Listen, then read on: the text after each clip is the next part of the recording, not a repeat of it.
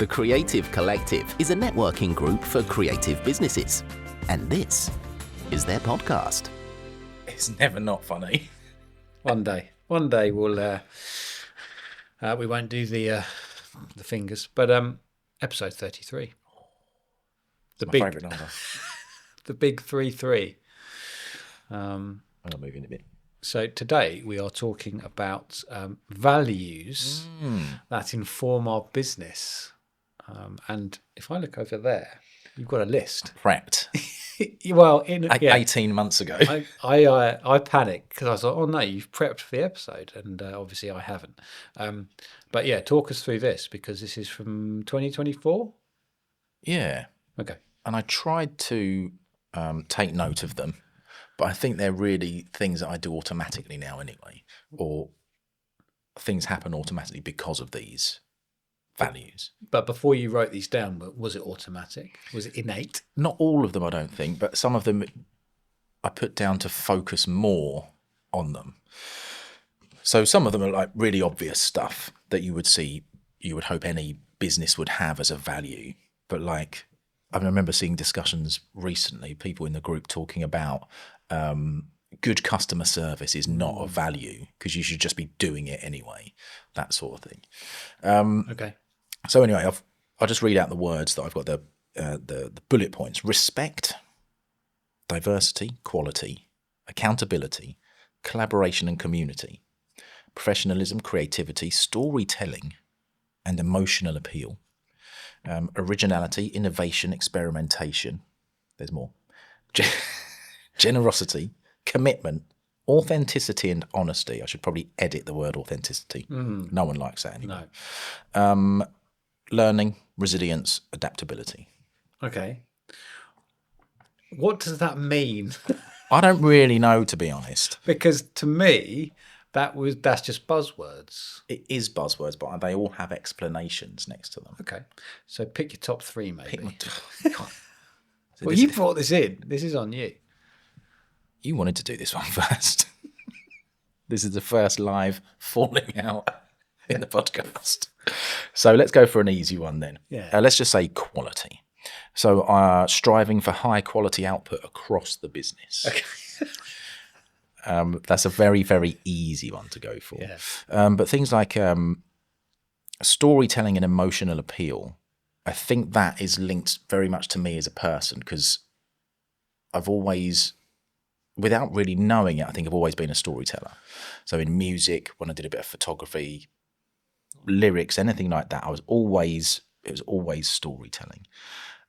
And now since doing voiceover, I realise more so that is tied to emotions and emotions connect people. Yeah. So I think leaning into that. So as an example, when I post on social media, I rarely actually talk about voiceover, but I talk about things that are heavily emotional. And that could be anything like, I don't know, remembering a fun time when I was little and the memories that it gives me of my parents and all that sort of thing. So I'm always leaning into the emotion because I know that that's what makes people react. Yeah. And it's just nice to have stories. On storytelling, Mm-hmm. have you, since running a business, have you done study on storytelling? No. So your knowledge of storytelling is all innate, all instinctual, and based on what you've done. You've done no formal study. No, but through voiceover, I realise there's story in everything. Yeah. I was just wondering if, when that realisation came up, that you thought, oh, well, I'll do a bit of a deeper dive into the whys of story and how story works and everything like that. But no. No. Okay. That's that then. Don't like learning. Can't be bothered with learning. Despite Is that a value? Yeah, it was. Yeah, there you go. See, because my problem with values is, what is a value that you have in yourself or in your business? And in all honesty, so I had to Google possible values Yeah. before I wrote this down Yeah. to give myself a starting point. Well, what is it? And not all of these were obviously on there, so that's where the things like the collaboration and community comes in as an obvious one. That's is it things that are important to you that you bring across? Because collaboration and community, obviously, that has to be important to me, or we wouldn't be doing the group. And something else that's really, like, one of the top ones probably is originality, innovation, and experimentation. I just don't want to be like other people who do the same job as me, I think. So always trying to be different. See, I would say some of those they are values, but some of them would probably fall under behaviours, really. Yeah. That can obviously be important to you in your business. Okay. Are you saying, I think what we've worked out, What we've stumbled upon within this first 6 minutes exactly, Bang. is that it won't be when you put the beginning on, will it? Will be about 6 minutes and 6. Okay. Is that I don't really know what a value is. Now, maybe outsiders will look at this and think, if you're going to discuss something, maybe you should know. No, but no, there's certainly values. There's certainly values there, definitely. Give me a value that you've got. Well, so I think one of my values. Well, firstly, the way I would describe a value. Just doing some emails. Yeah. You chat GPT, what is a value? Accountability. Yeah. I would say, what are you doing? I'm going to get the definition of a value. Okay. Yeah. All right. Well, that's because this would probably be quite helpful anyway. We're providing value. Yeah. The regard that something is held to deserve the importance, worth, or usefulness of something, or principles or standards of behaviour. So behaviours, like you said, so it is linked with that. One's judgment of what is important in life. There you go. Okay. Yeah.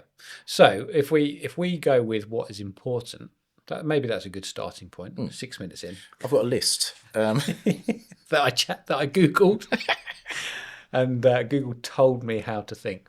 Well, what's important? So a good starting point then is what is one of the most important things in our business that if you didn't do, you'd feel a bit grubby about. Because I think that's what. I tell you, maybe a good starting point then. We were driving in. You had a McDonald's. I had an orange juice. You had a meltdown. That normally happens. Yeah. Road closures, but I think you were quite calm. And we were talking about videos actually, and social media videos. And I was saying that, as it stands, I probably couldn't sell social media clips as a standalone service unless there was a lot of strategy behind it from the business, because producing clips probably wouldn't be enough. So I could sit there and say, well, I could do this and I could do that, but actually my own conscience, I wouldn't feel great about that, because I wouldn't be absolutely 100% behind it in terms of the value that I could give. So are you saying authenticity and honesty? Well, honesty, let's not say the A word. But honesty, yeah. But I think that's changed over the years, because I know that when you first start, you just want to get work. Start with a liar. You just a massive fraud. Well, kind of. You are. I mean, I would say I was a fraud at the start of my business, because I didn't know anything. One of the first things I was taught in voiceover was to make it, you got to fake it. Fake it to make it, yeah. Fake it to make it. And I definitely did that at the start. But although that doesn't tie into honesty, it does tie into storytelling, because I was literally telling stories about where I was at. Yeah. Well, there you go. So you're a liar, basically. Massive liar. Yeah, which is storytelling to a certain extent. But yeah, so everything is connected, isn't it? But yeah, honesty is massive. But I think that a huge value for me in sort of my personal life is, which I transfer to the business as well, is if I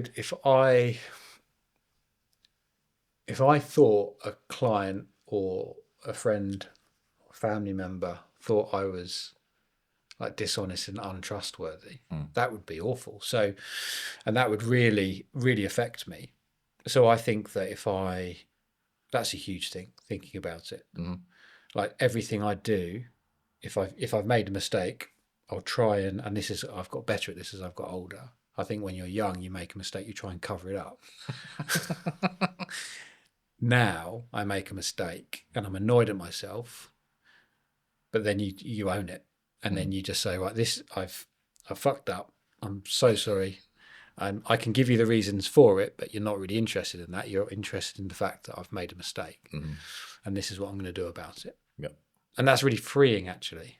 And I think the other thing that does is you have empathy for others that make mistakes. So yeah, honesty, Like that. trustworthiness. Yeah. Is that a word? Trustworthiness. Yes. I think so. We'll have it. What else you got down there? Are they good ones? So things that are important to you. So another one would be, which probably ties in a little bit to what you're saying there, commitment.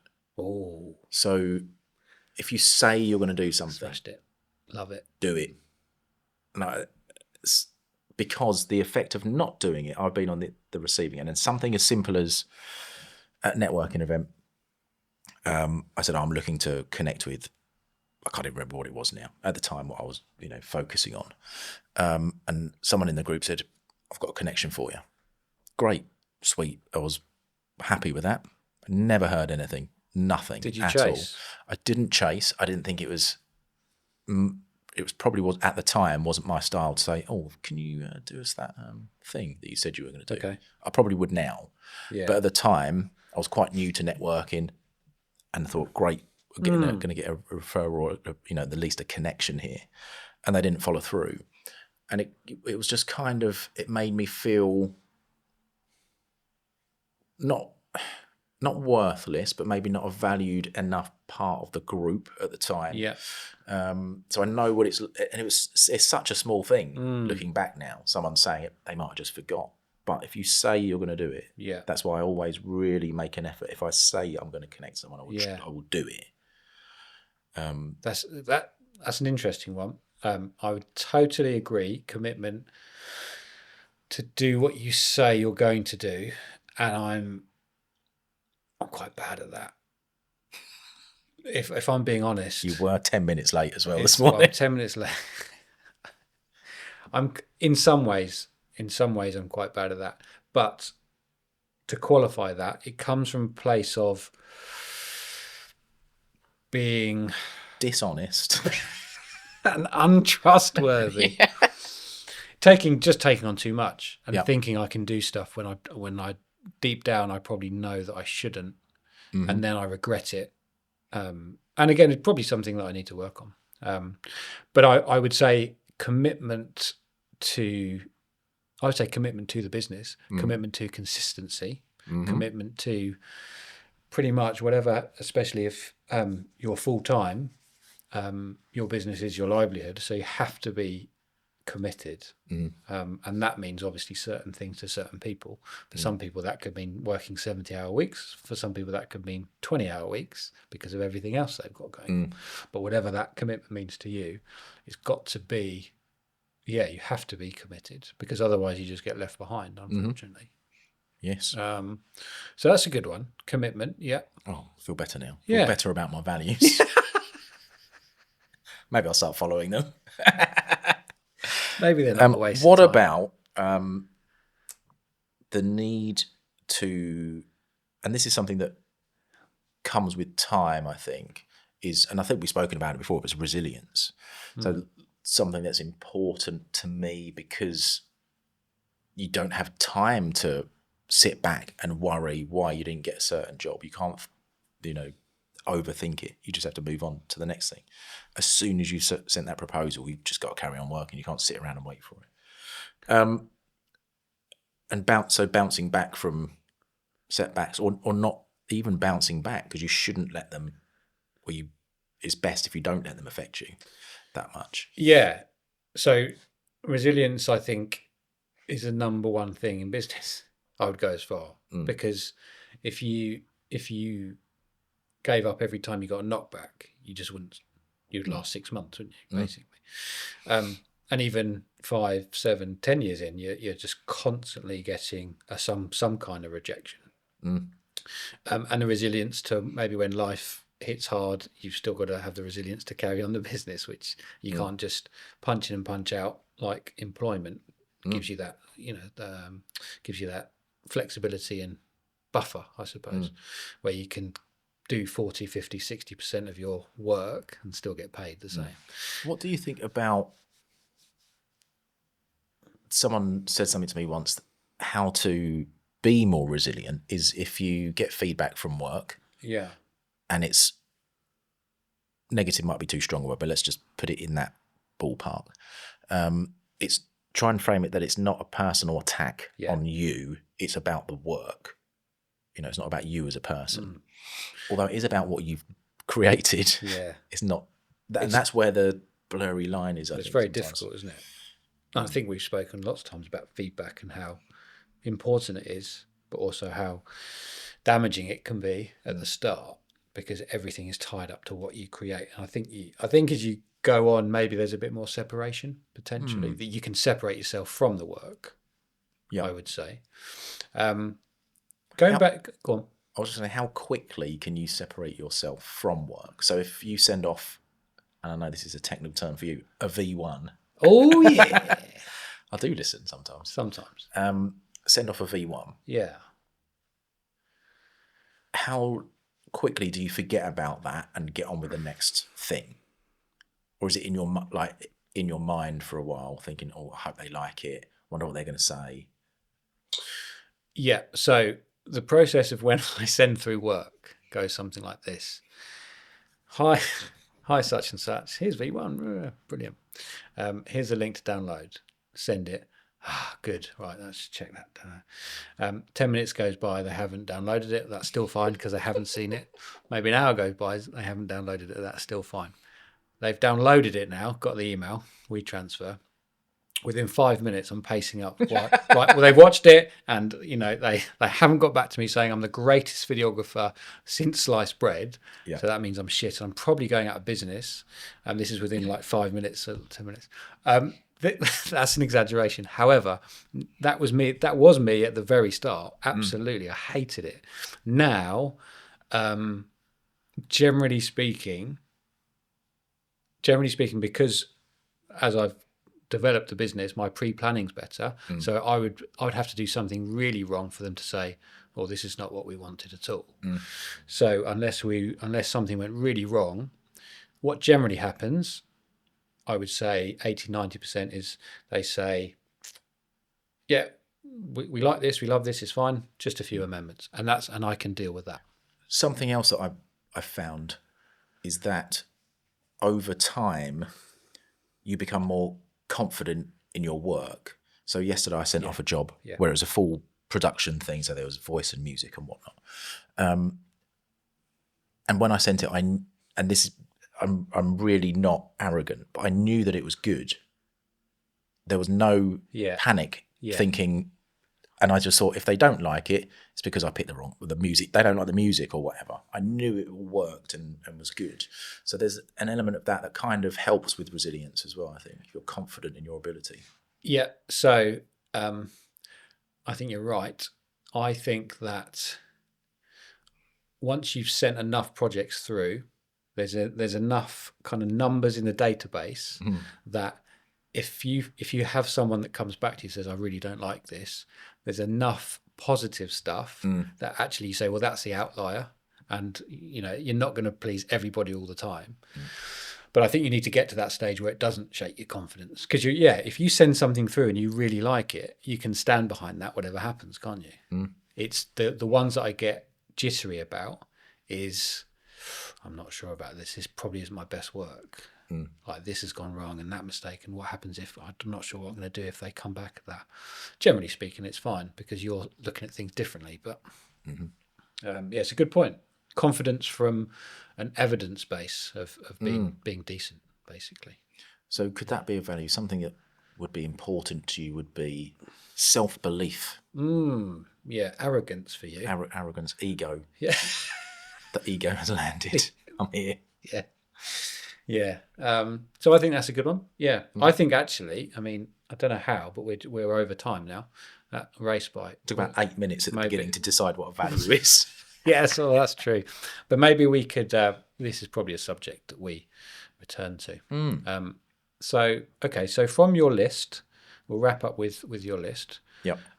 After our chat, what would you say your main values for your business are? I think commitment. I'm going to go with collaboration and community, and then originality. And arrogance. Self-importance. Yeah, that's Ego. I'm the best.